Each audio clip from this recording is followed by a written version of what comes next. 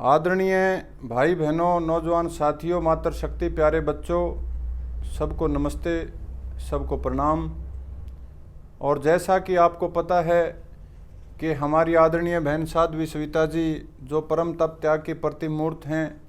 बहन के साथ कोई ना कोई विचार विमर्श नित्य प्रति किसी न किसी विषय के ऊपर होता रहता है। तो आज का जो विषय है वो बड़ा बहन गंभीर विषय है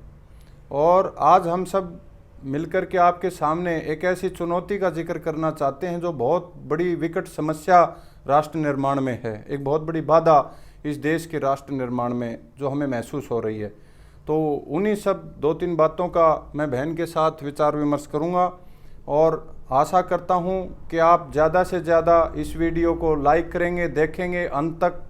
और आपको ये वीडियो पसंद भी आएगी और आपको महसूस भी, मेरे ख्याल से सभी भारतीय जो देशभक्त हैं उनको ज़रूर ये बातें जो मैं बता रहा हूँ ये महसूस हो रही होंगी कहीं ना कहीं उनके दिल में, दिमाग में, कि भाई इस राष्ट्र को महान बनने से कौन कौन सी बातें रोक रही हैं,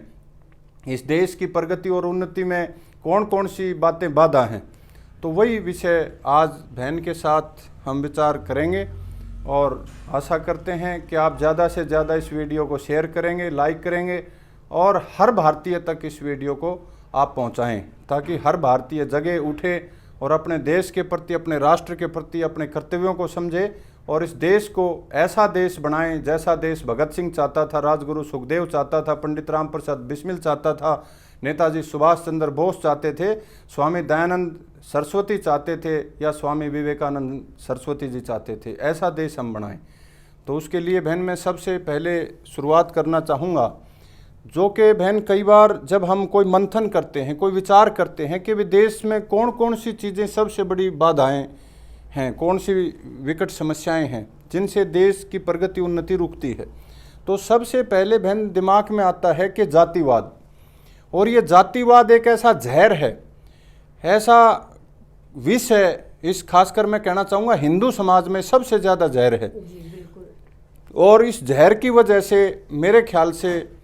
जो समाज की प्रगति उन्नति रुकने में और इस देश की गुलामी का जो हमारा इतिहास यदि हिंदुओं का उठाएं कि हम 600 साढ़े 600 साल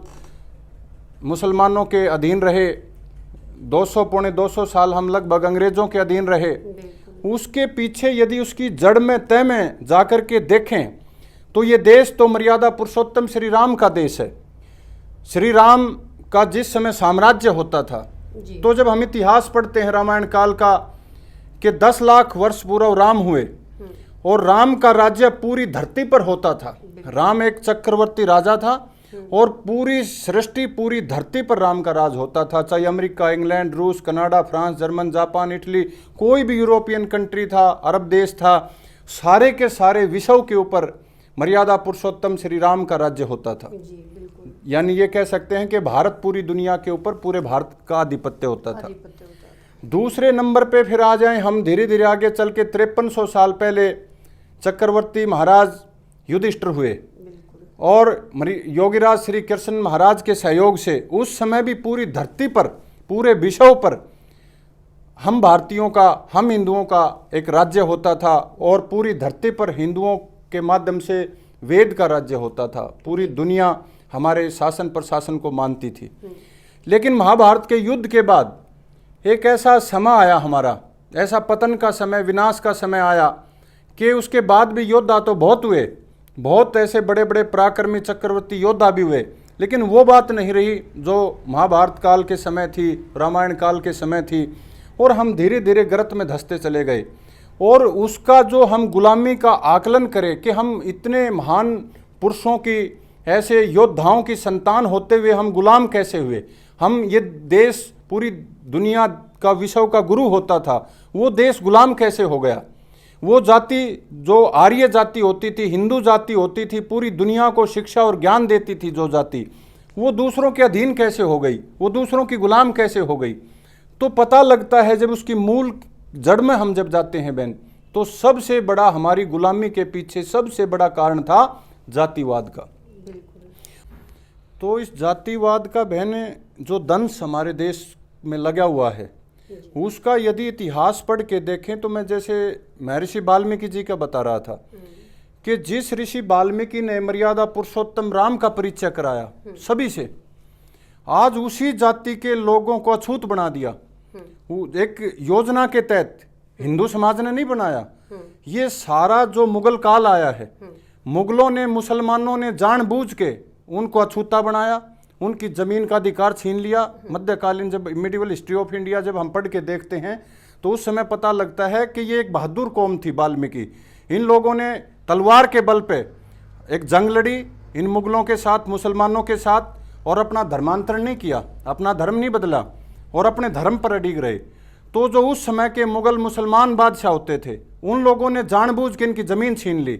जानबूझ के इनको अपमानित किया, जानबूझ के मंदिरों पे इनका निषेध करवाया, और जानबूझ के जो कि टट्टी जैसी एक बहुत गंदी चीज़ है वे टोपरे इनके सिर से डुआए,